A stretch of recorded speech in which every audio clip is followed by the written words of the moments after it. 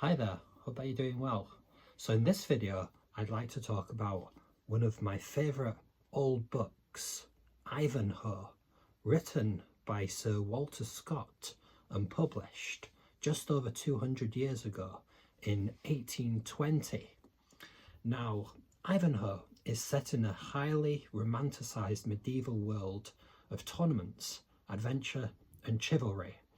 Ivanhoe is credited with introducing the 19th century historical fiction genre, as well as with creating the modern idea of Robin Hood and his merry men. Banished from England, Ivanhoe joins the crusade to the Holy Land in the service of Richard the Lionheart.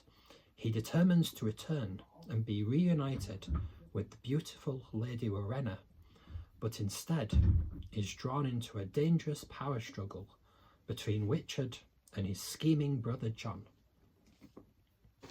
So, Walter Scott in chapter 1 goes on to set the scene in merry old England, among the forests, hills and valleys of South Yorkshire, set in around medieval times before the turn of the 12th century. So the Anglo-Saxons, the native Anglo-Saxons, are hoping for the return of Richard the Lionheart, who is in captivity after his return from Palestine in the Crusades. He is captured and held for ransom, but the natives are not too hopeful that he will be able to return. So the Normans are oppressing the natives following William's conquest in 1066. The Saxons, as well as being disinherited, owning less than 5% of property in England, are also made outcasts by the use of French among the ruling Normans, signalling honour, chivalry and justice. The lords of the soil and inferiors using a dialect, a mixture between the two languages, to be able to communicate. English only becoming the language of the court in around the 14th century in England. The royal mandate mandating that English be the official language of the country is itself written in French. So the wild rustic figures of Gurth and Wamba are both in the service of Cedric the Saxon, Cedric of Rotherwood. Gurth being a swineherd looking after pigs, and Wamba is a domestic clown or jester employed to amuse his master. Instead of having the appearance of oppressed feudal serfs, these men have a confident, self-respecting demeanour. Gurth's old dog, Fangs, is struggling to control the herd of pigs, while Gurth converses with Wamba about the tyranny of the ruling Normans, lamenting, "Little is left to us but the air that we breathe," before warning of an oncoming storm being the signal to head home. So 10 men of high rank travelling through the forest on horseback, including monks, including a knight, a Templar, returning from the Crusades. They came across the two rustics, Wamba and Gurth, who recognised the monk as the prior of Joval's Abbey, who had a reputation as being into the finer things in life, such as being inconsistent with his monastic vows, using the revenues of the monastery with liberality among the oppressed.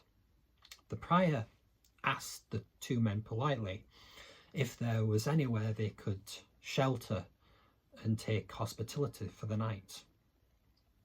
Wamba replies that they could seek shelter with their fellow churchmen in the area before falling into a dispute with the armed rider, who proposes to physically chastise the insolent peasant, that being the Knight Templar, who loses his temper.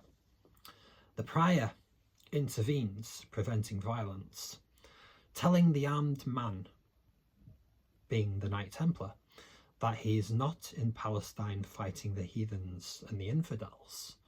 The prior hands Wamba a silver coin before asking directions to his master's home.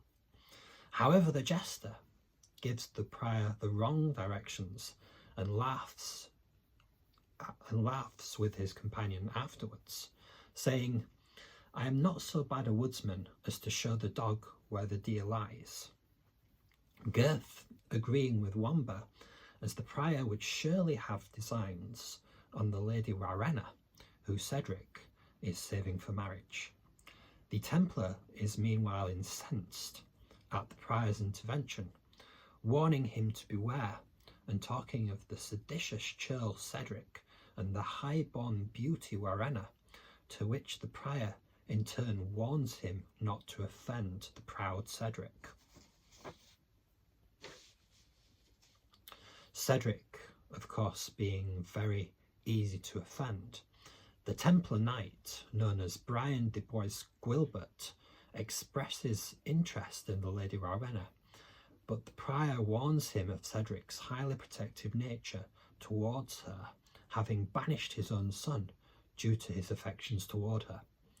The men soon get lost in the dark forest, arguing over which way to turn. They come across a man lying down, which they comment could either be a corpse or someone merely sleeping. The knight jolts the man with the butt of his lance, and the stranger, who professes to be a native of these lands, shows the prior and the Knight Templar and his attendants to the well-fortified mansion of Cedric the Saxon. It is commented that in these turbulent times, without thorough fortification via a ditch and a drawbridge, the place would be surely plundered and burnt before the next morning. Chapter 3. Cedric was in an agitated mood, waiting on the company of the beautiful Lady Rowena, who just returned from her evening mass. Also fearing his two rustic servants, who are yet to materialise, Gurth and Wamba had been robbed and murdered by the outlaws so prevalent in the surrounding areas. But of course they hadn't been robbed or murdered. While musing on his desired revenge against the Norman overlords, Cedric is interrupted by news of a number of guests seeking admittance to his gate. Cedric reluctantly gives the attendant permission to give them shelter, but refuses to go and greet them himself, as his proud Saxon heritage forbids him from doing so. While the men are being admitted, Cedric comments on the reputation of the prior and Bryce Guilbert.